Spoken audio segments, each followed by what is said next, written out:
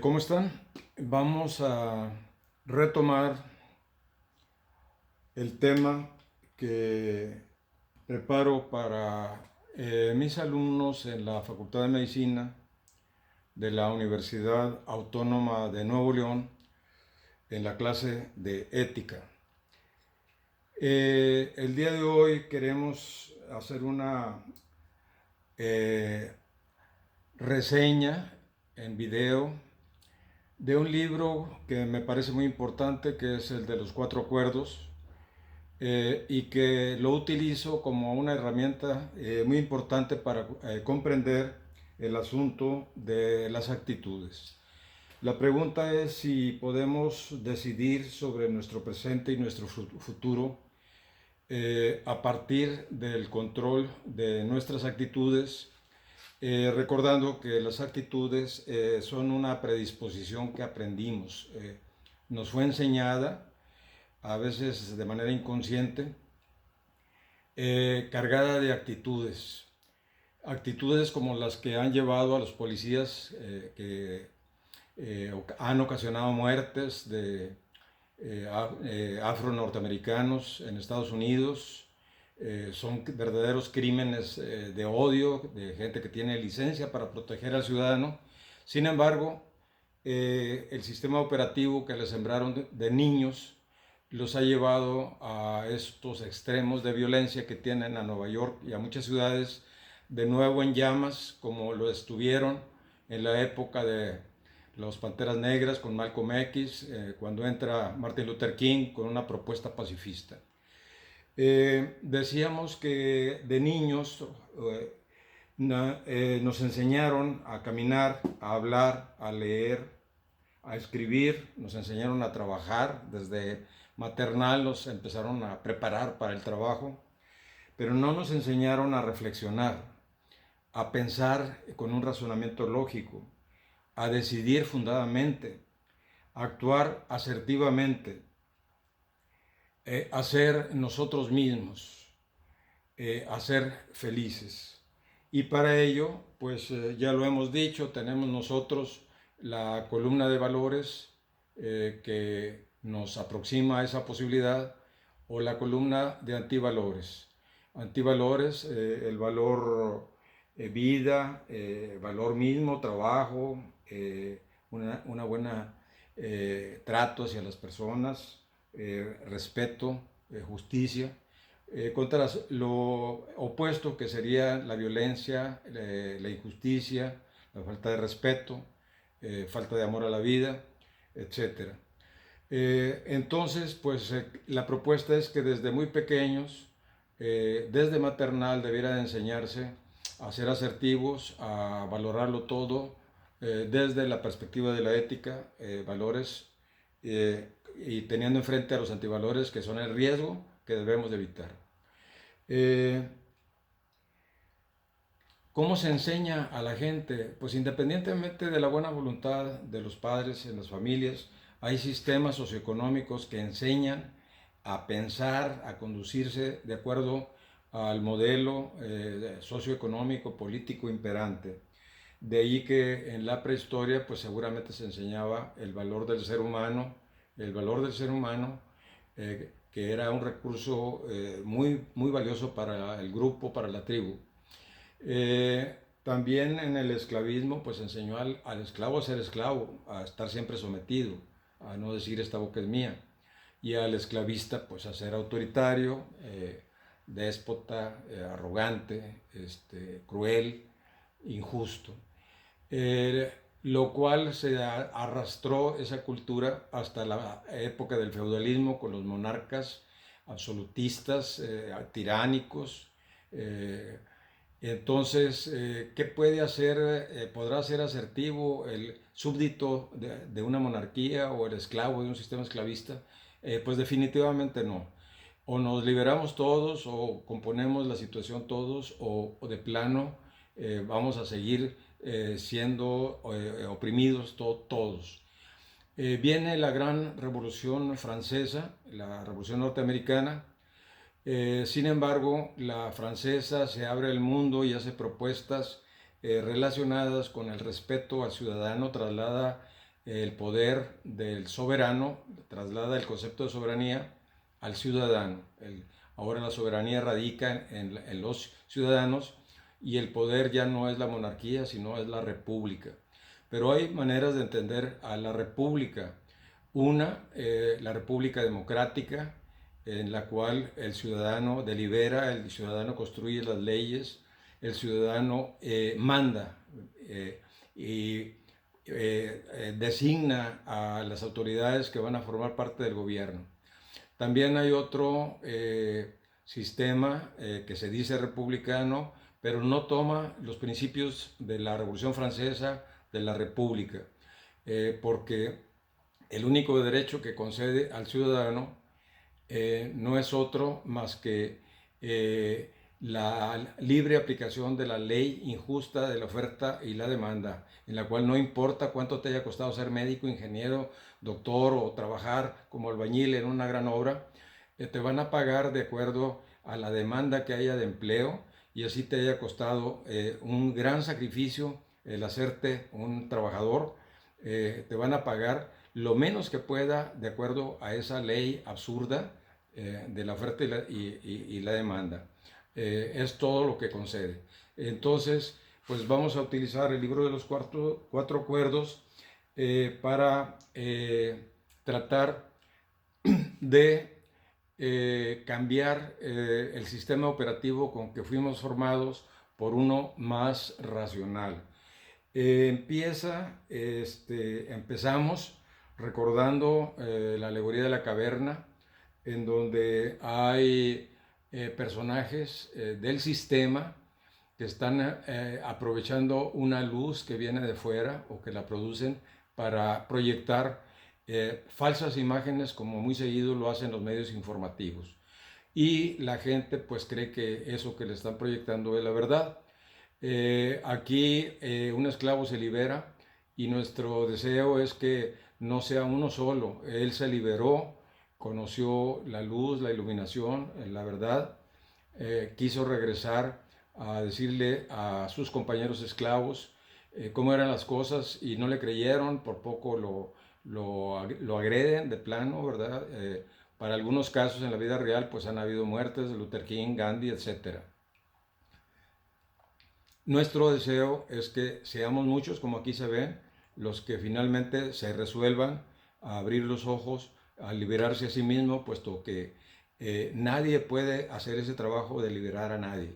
Uno da los planteamientos, pero la gente decide si lo asume o no lo asume, si lo hace o no lo hace. Hemos planteado también que es importante tener buenas actitudes de liderazgo, actitudes asertivas, iluminadas con la razón, con la lógica, en torno a valores. Aquí decíamos que hay que poner nuestra foto para liderar la enseñanza de valores a la gente que trabaja o dirige las instituciones. Y aquí los directivos ponen su foto, los trabajadores ponen su foto en las instituciones que producen todos los bienes y servicios que la sociedad demanda, sean servicios religiosos, funerarios, educativos, de salud, etc. ¿Para quién son estos bienes y servicios? Pues para los ciudadanos. Aquí ponemos el estamento básico, donde el ciudadano debe poner su foto y decidirse a no recibir mediocridades. Aquí se debe de producir excelencia y aquí se debe recibir excelencia. Y este ciudadano aquí será maestro, aquí será doctor, y aquí el hijo del maestro y del ciudadano, del albañil, del doctor, del maestro, del ingeniero, del abogado, del albañil, estará acá recibiendo bienes y servicios de excelencia. Esa sería una cultura, un triángulo virtuoso, un círculo virtuoso de ganar-ganar, en el que pues sería una especie de retorno al paraíso. Seguimos adelante. El libro habla de que pues una vez un chamán, alguien quería ser chamán, una especie de sacerdotisa, sacerdote, filósofo indígena, y se vio un día, estaba dormido en una cueva, y al salir pues ve las estrellas, contempla las estrellas y las ve que son luz, y que esa luz se refleja en su mano, en su rostro, en todas las cosas. Esa luz nos permite ver todas las cosas. Y Carl Sagan tenía razón, decía que somos polvo de estrellas. Y si nos remontamos a 13.800 millones de años atrás, pues vemos que la gran explosión fue una gran iluminación del universo, se proyectó luz y esa luz se convirtió en polvo, ese polvo se convirtió en estrellas, todas las que vemos en una noche estrellada, y se convirtió en todos los planetas y se convirtió en todas las cosas que hay en nuestro planeta y se convirtió en vida, y esa luz que no es otra cosa más que hidrógeno transformándose en helio. 70% de la materia del universo es hidrógeno, como el que vemos del sol, que se está produciendo el sol, pues es hidrógeno. Y el hidrógeno forma parte del agua, que es el 70% de nuestro cuerpo, que es el 70% de nuestros mares, que son los hidrocarburos, que son los hidratos de carbono, nuestra energía, la glucosa que comemos. Entonces, pues realmente sí es cierto, somos luz. Sin embargo, el planteamiento del autor señala que no acostumbramos voltear a ver las estrellas, andamos corriendo de un lado a otro, no acostumbramos a ver el brillo de las demás personas, no volteamos a ver a las personas. Si les podemos sacar algún beneficio, las volteamos a ver, las saludamos, se le hace una amistad por interés, una relación de interés entre países, entre personas, pero no la esencia de las personas. Entonces, la invitación es que veamos no nada más la parte este, física de las personas, su color de piel, color de ojos, estatura, su perfil profesional, educativo, sino veamos sus valores y veamos que todas las personas encierran toda una historia de vida, toda una historia de valores, de aprendizajes, y que si hiciéramos sinergia, todas las personas que habitamos en este planeta sería absolutamente otra cosa. Seguimos adelante señalando que ¿por qué no? El autor plantea las razones por las cuales no vemos esa luz.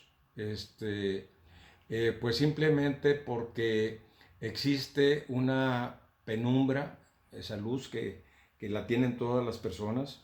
Existe algo que oscurece el ver la belleza de la naturaleza, de la literatura, de toda la música, de las grandes obras de los grandes arquitectos, de toda la historia de la humanidad, porque se nos enseña cómo debemos ver el mundo.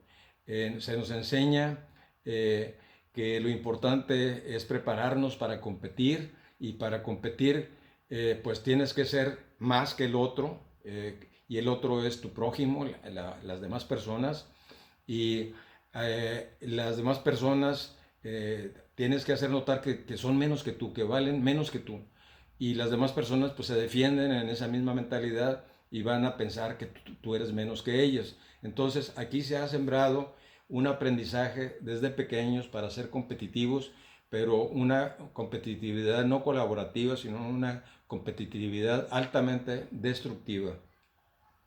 Se enseña, los adultos enseñan a los niños su sistema de operativo cerebral que les inculcaron desde niños y se va reproduciendo por generaciones, y a veces en lugar de enseñar valores enseñan antivalores, sin que los padres, los tíos, los abuelos, las personas tengan la menor idea de lo que están haciendo. Este libro, pues, la primera propuesta es que nos enseñemos a romper con esos acuerdos, porque estamos de acuerdo con lo que nos enseñan los adultos. Hay bondad, hay bonitas formas de enseñarnos, y creemos que eso es correcto cuando no necesariamente es así. Entonces, pues no nos comportemos como quieren el sistema, como quieren los adultos, como quieren los gobernantes, como quieren los jerarcas religiosos, políticos, sino que nos dan una educación como si fuéramos mascotas, es decir, premio, castigo, que nos portemos bien y nos dan una gratificación. Usemos nuestro cerebro, usemos nuestro criterio, que son las bondades de la ética. La ética nos permite ser libres, razonables, utilizar la razón, la inteligencia, ser nosotros mismos, tomar nuestras propias decisiones y por supuesto nuestras propias responsabilidades para cumplir con nuestros valores. Tenemos aquí un ejemplo de los resultados. Este elefantito de pequeño lo pusieron en una estaca pequeña y se acostumbró a estar encadenado. Crece el elefante, puede ser un elefante de 3, 4, 5 toneladas y no hace honor a su condición de elefante, sigue atado a una estaquita ridícula, una cadenita ridícula. Sin embargo, ya está acondicionado conductistamente a seguir siendo un animal sometido, preso, encadenado, como lo son las personas que a las 5 de la mañana están formadas para ir a trabajar una jornada extenuante, que le paguen salarios miserables, que no le permiten haber tenido ahorros como para permanecer en casa, que es la propuesta del gobierno para atender la contingencia sanitaria que estamos viviendo con el COVID, el coronavirus que está azotando a la humanidad. Decíamos que nos hacen, hay un espejo humeante, así lo describe el autor, y ese espejo humeante es el sistema de antivalores que no permite que nosotros veamos el valor de las demás personas, el valor de la naturaleza, el valor de la obra hermosa que hizo un ingeniero, los arquitectos, de la poesía, de la música. Estamos ciegos, no vemos la riqueza de las demás personas porque las vemos como competidores por un puesto, y ese puesto va a ser ocupado por el más diestro, el más joven, el más capaz, el más competitivo, cuando todos podemos ser constructores de una nueva sociedad, que es la propuesta del autor y por supuesto de nuestro curso. Nos hacen que tengamos una careta, la careta que quieren ver de nosotros, sin embargo no somos nosotros mismos. Seguimos adelante, entonces la idea, primero que nada, es que compren el libro, que lo vean en internet, está en la red, para que podamos nosotros romper el libro de la ley, que es el sistema operativo que tenemos en la mente, y que es el gran juez, es decir, ya tenemos quien nos mande, ¿verdad? Las órdenes están instaladas como un gran juez, y que nos da un sistema de creencias, una ideología sobre cómo debemos de portarnos, cómo deben de ser las cosas, cómo debemos valorar a las personas, y nos convierte en víctimas y a la vez en victimarios, ¿verdad? Eso es todo un sistema de antivalores, de operativo, que gracias a él funciona un sistema injusto como lo fue el esclavista, el feudalismo, y lo es ahorita el capitalismo. Y ya han habido experiencias, entonces la propuesta es escoger un sistema más humano, más humanista, que le dé el lugar a las personas. Vamos pues a ver lo que es el primer acuerdo. El primer acuerdo que plantea el autor es ser impecables con nuestras palabras. ¿Qué son las palabras? En mis clases, cuando eran presenciales, hacía una dinámica, sentaba a un alumno frente a otro y lo invitaba a que me dijera, sin hablar, fijándose uno al otro, qué estaba pensando la otra persona, en qué estaba pensando el otro. Pues no daban,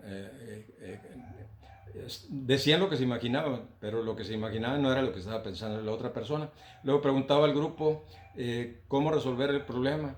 Pues es muy sencillo, hablar. Entonces, ¿para qué queremos telepatía si tenemos las palabras? Las palabras son pensamientos. Entonces, las palabras son verbo, es un pensamiento hecho palabra. ¿Y qué necesitamos? Pues primero conocer el idioma. Eh, Va a pasar lo mismo aquí si no sabemos mandarín o japonés. Seguiremos en ascuas. Entonces, dentro del sistema operativo que se nos debe de dar desde pequeños, pues es ver a todos los idiomas del mundo, los más importantes, los más hablados. Nuestro idioma es el segundo más hablado después del mandarín en el mundo, el español. Y es el primero en estructura gramatical, en recursos.